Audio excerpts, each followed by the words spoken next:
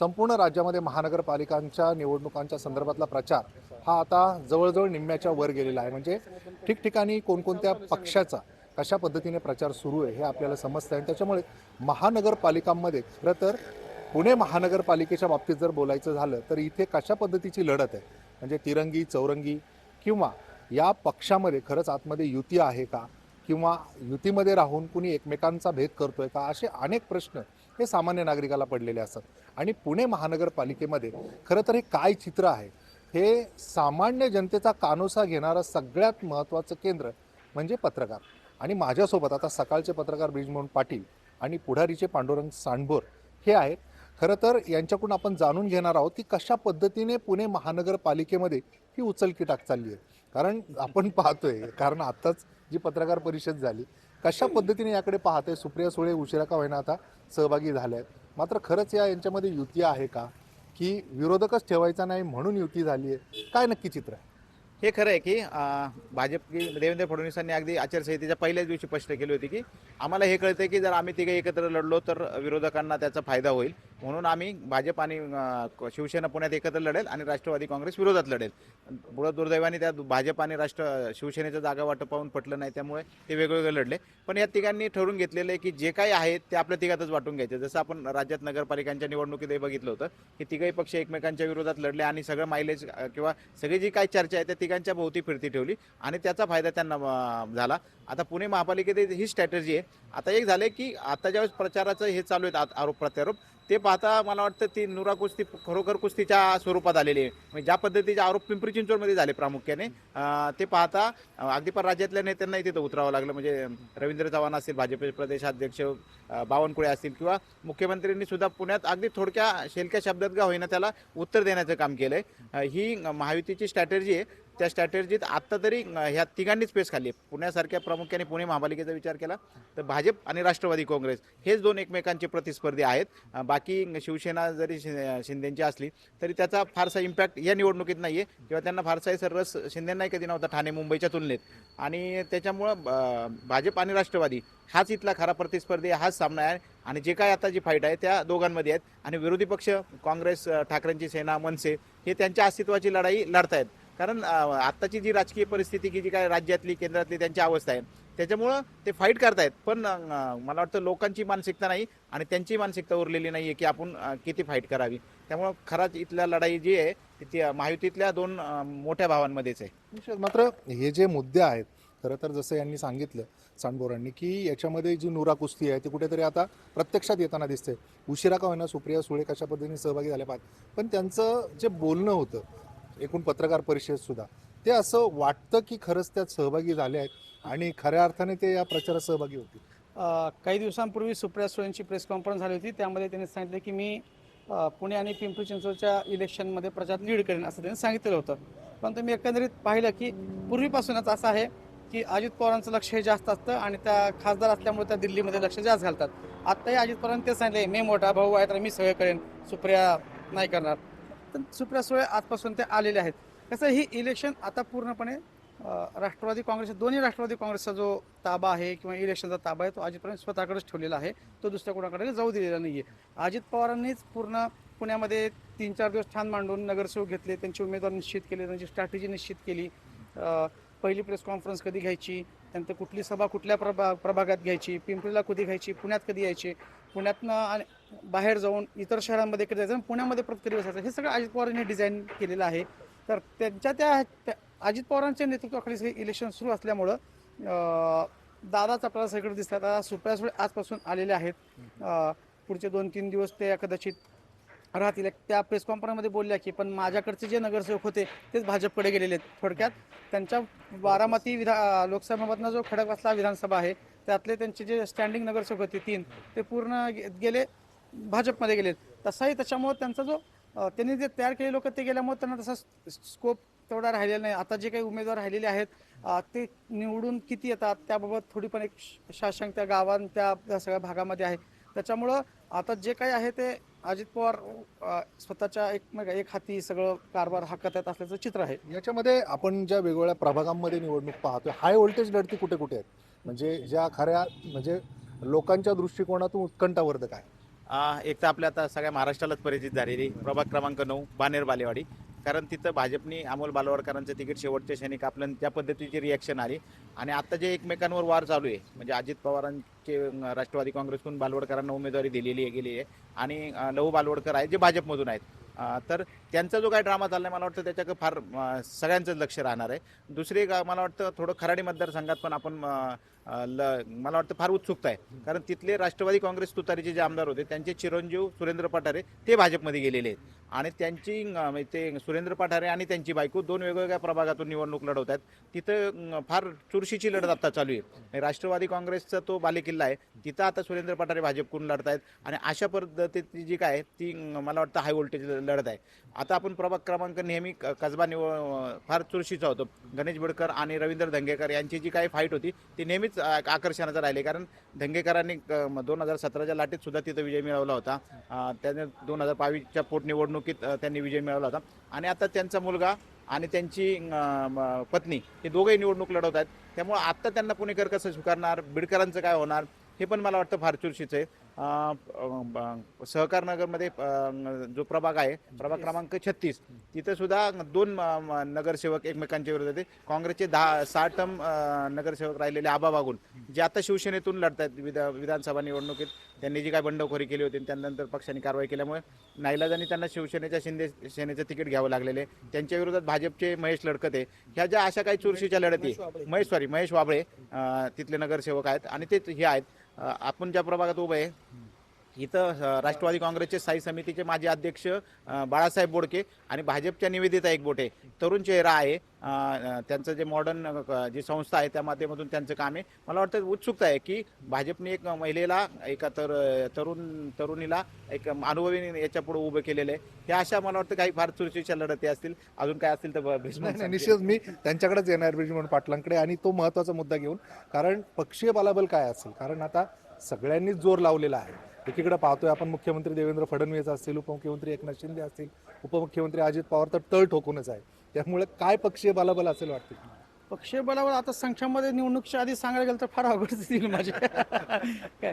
पण जी चुरस आहे ती भाजप आणि राष्ट्रवादी काँग्रेसमध्ये आहे असं आता सगळेजण शक्यता वर्तत आहे. सुरुवातीला भाजप सगळीकडे असं वाटत होतं की 100च्या आधी किंवा काय.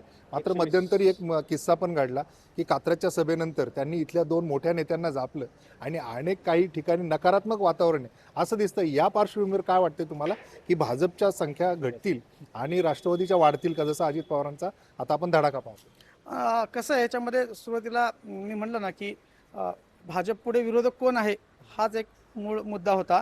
त्याच्यामुळं भाजपने 125 वगैरे अशा जागांचं एक गणित सांगितलं होतं. आता भाजपच्या प्रचारातनं हा 125चा मुद्दा बऱ्यापैकी गायब झालेला आहे. आता फक्त ते भाजपचा महापौर होईल असा एक मुद्द्यावर ते पूर्ण प्रचार करतात आणि विकासाचा मुद्दा घेऊन प्रचार करतात. म्हणजे त्यांनी पण त्यांच्यामध्ये काही करेक्शन्स केले कारण की त्यांना पण हे लक्षात आलेलं आहे की आपण काही 125 वगैरे नाही, मागच्या वेळेसच्या जेवढ्या जागा होत्या तेवढ्या जरी राखल्या तरी त्यांचं मोठं यश राहील असं त्यांना वाटतंय.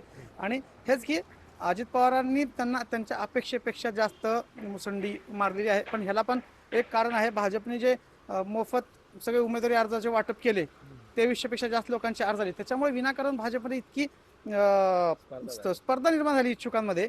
आता भाजप म्हटलं जातं की 3-4 महिन्यात भाजपने जे प्रवेश करून घेते नाही ते केवळ 3-4 तासात अजित पवार. तेच की आता काय तुम्ही उत्कंठा वाढून ठेवली सगळ्या उमेदवारांची. इतके मोठ्या प्रमाणात तुम्ही आमच्याकडे इच्छुक आहे ते दाखवले, त्यांच्यात स्पर्धा निर्माण केली. काही आता भाजपचे लोक खासगीमध्ये मान्य करतात की ते थोडंसं आमचं नको करायला पाहिजे, एवढ्या मोठ्या प्रमाणात उमेदवार आले आमची डोकेदेखील ठरलेली हे मान्य करतात ते.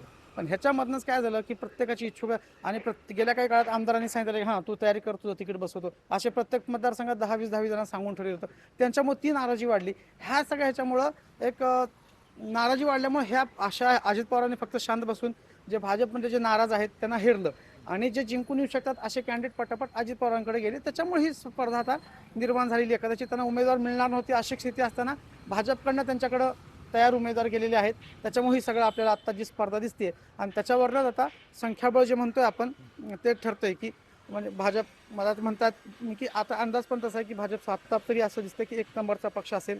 त्याच्यानंतर अजितदादांचा पक्ष हा 2 नंबरला असेल. 3 नंबरला काँग्रेस येईल की शरद पवारांची राष्ट्रवादी काँग्रेस येईल हे बघायला पाहिजे. कारण की दादाचा फायदा जर तुतारीला झाला तर कदाचित 3 नंबरला येतील. जर फायदा नाही झाला तर मग काँग्रेस ही 3 नंबर जाईल. त्यानंतर मग तो दोघांपैकी कोणता 3-4 नंबरला राहील मग काय दोन्हीपैकी शिवसेना एक 4 किंवा 5 नंबरला जाईल, मग मनसे राहील, मग काय आणखीन असे सगळे ही मागे जातील असं आत्ताचं मला चित्र हे वाटतंय. आता पुढच्या 4 दिवसामध्ये स्थिती आहे, ह्या काळामध्ये बरेचसे गणितं फिरतात, तर त्याच्यामुळं निकालामध्ये पण फरक पडतो. त्याच्यानंतर नंबर गेम परत खालीवर काही होऊ शकतो, खालच्या ह्याच्यामध्ये 2 नंबरपासून खाली. कारण हे सकाळचे पत्रकार ब्रिजमोहन पाटील आहेत. गेले अनेक वर्ष पुणे महानगरपालिकेच्या निवडणुकांमधलं त्यांचं जे काही अभ्यास आहे ते सगळं काही एकत्र करून ते हे पक्षीय बलाबल सांगतायत, म्हणून त्याच्यावर निश्चितच आपल्याला विचार करण्याची वेळ येईल. खरं तर भाजप हा 1 नंबरचा पक्ष राहील, मात्र त्यांची जी काही उमेद होती की 100पेक्षा जास्त, ती कुठेतरी मागे येताना दिसते. पुणे महानगरपालिकेमध्ये असे कोणते मुद्दे आहेत की ते इथे भाजपचं हे जे काही वोट बँक आहे त्याला मारक ठरते? मला वाटतं पुणे महापालिकेतले मुद्दे म्हणण्यापेक्षा ठीक आहे, भाजपला पुणे महापालिकेत 2017 एक हाती सत्ता आली. प्रचंड अपेक्षा होती पुणेकरांची की एक हाती सत्ता आतापर्यंत कुठल्याच पक्षाचा मिळत नव्हती. पुणे महापालिकेत नेहमी आघाड्यांचं राजकारण दिलं, मग चांगले विषय आले की हाणून पाडायचे एकमेकांनी. कुठलाही असं मोठे प्रकल्प राबवता येत नव्हते. भाजपकडून प्रामुख्याने पुण्यातले जे काही वाहतूक कोंडीचा प्रश्न सोडवण्याची जी पुणेकरांना अपेक्षा होती त्याच्यात भाजप मला वाटतं अपयशी ठरली आहे. कारण आता मेट्रोहून वाद चालू आहे, तर 2000 म्हणजे भाजपची पुणे महापालिकेत सत्ता येण्यापूर्वी कात्रज, स्वारगेट आणि वनाज रामवाडी हे 2 मार्गाचं भूमिपूजन झालं होतं. त्याच्यानंतर नव्याने किती मेट्रोचं काम झालं याचं उत्तर आज 0 आहे. म्हणजे कात्रज स्वारगेट मार्गाचं फक्त भूमिपूजन झाले, अजून कामाला सुरुवात व्हायची आहे. नव्याने काय फारसं प्रगती झालेली नाही. काही उड्डाणपूल झाले, पण एकंदरीत जी वाहतूक सुधारणा होणे जी काय अपेक्षा होती ती झालेली नाही. पुण्यात महापालिकेत प्रामुख्याने समाविष्ट 32 गावांचा गेल्या 7 वर्षात 8 वर्षात समावेश झालेला आहे. ती गावं का आली महापालिकेत, तर आम्हाला कुठेतरी महापालिकेत आल्यावर सेवा सुविधा मिळते. त्या गावांची अवस्था आज प्रचंड बिकट आहे की त्यांना म्हणजे अगदी बेसिक नागरी सुविधा मिळत नाही आहे. या सगळ्याच्या पलीकडं सगळ्या पुणे शहरात एक प्रश्न आहे की पाण्याचा प्रश्न. म्हणजे आज आत्ता अजित पवारांनी त्यांच्या प्रेस कॉन्फरन्समध्ये टँकर माफियाचा उल्लेख केला, पण ही वस्तुस्थिती आहे की पुण्यातलं जवळपास 50% पुणे टँकरवरच अवलंबून आहे अशी अवस्था आहे. आणि काही सोसायट्यांना म्हणजे आपण जे म्हणतो भाजपचा जो कोर वोटर आहे सोसायटी वर्ग, ते आज पाण्याच्या प्रश्नाने तसं आहे, त्यांना काही लाखोंची बिलं द्यावं लागतात. याचा सगळ्याचा फटका ह्या नागरी प्रश्नांच्या भाजपला बसू शकतो. पण या पलीकडं आत्ता म्हणजे भाजपने जे आम्ही 125-120 जागा मिळवणार तो जो काय नेरेटिव्ह सेट केला त्याचा खरा फटका बसला की भाजपची जी उमेदवार इच्छुकांची प्रचंड संख्या होती आणि त्यांना उमेदवारी न दिल्यामुळे ज्या पद्धतीने रिएक्शन आल्या किंवा भाजपने जे त्यांच्याकडं उमेदवार असतानाही ठीक आहे जास्त तेवढे 100% सक्षम नसतील असे असतानाही आयात उमेदवार करून त्यांना उमेदवारी दिली. मला वाटतं त्याचा फार वाईट मेसेज भाजपच्या मतदारांमध्ये गेला की भाजप आपल्याला आता गृहीत धरते आणि गृहीत धरल्यामुळे कधीतरी भाजपला धडा शिकवावा का काय अशा पद्धतीचे कार्यकर्त्याची कुजबुज आहे. ठीक आहे, 100% कार्यकर्ते नाराज म्हणता येत नाही किंवा 100% कामाला लागलेत. काही कार्यकर्ते मनात नाराज आहे, एक शाल पांघरून आता प्रचार त्यांच्या ज्यांना उमेदवारी मिळाली त्यांच्या प्रचारात सक्रिय सहभाग दाखवतात, पण मनातून त्यांची नाराजी गेलेली नाही आहे. ते बोलून दाखवतात, हे करून दाखवतात, पण भविष्यात परत आपल्याला काही मिळेल. आत्ता पक्षाची जर आपण पक्षाच्या विरोधात काही पावलं टाकलं तर आपल्याला त्याचा फटका बसेल, म्हणून ते फक्त नाराजी दाखवत नाही.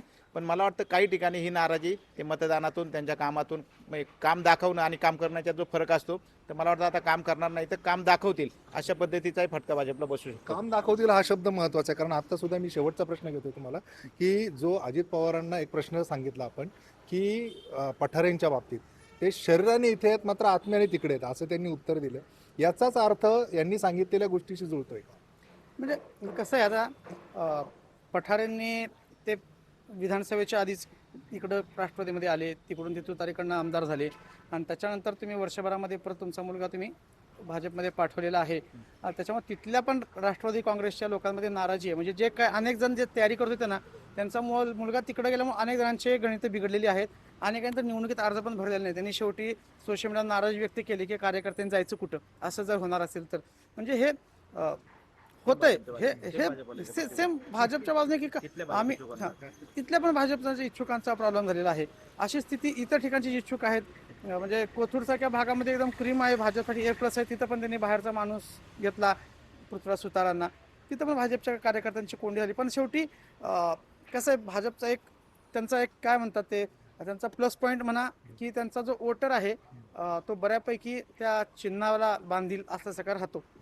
तो फार फ्लोटिंग होत नाही, त्याचं प्रमाण हे खूप कमी आहे. त्या भरोशावर मग भाजपचे जे सगळे गणित मांडलेले आहेत ते त्याच भरोशावर आता हे कुठेतरी पुढे जाताना आपल्याला दिसतात. आणि ह्या निवडणुकीत तो एक महत्त्वाचा मुद्दा इतर पक्षांच्या बाबतीत हे होत नाही. कधी नाराजी झाली उमेदवार नाही पटला की ते दुसरीकडे ते मतदान करतात, पण नेमकं भाजपच्या पॉकेटमध्ये त्यांचा कोर वोटर हालत नाही तर तोच एक महत्त्वाचा मुद्दा. फक्त आता भाजपपुढे एक आहे, जर त्यांच्यात नाराजी असेल तर हा वोटर मतदानासाठी बाहेर पडणार का?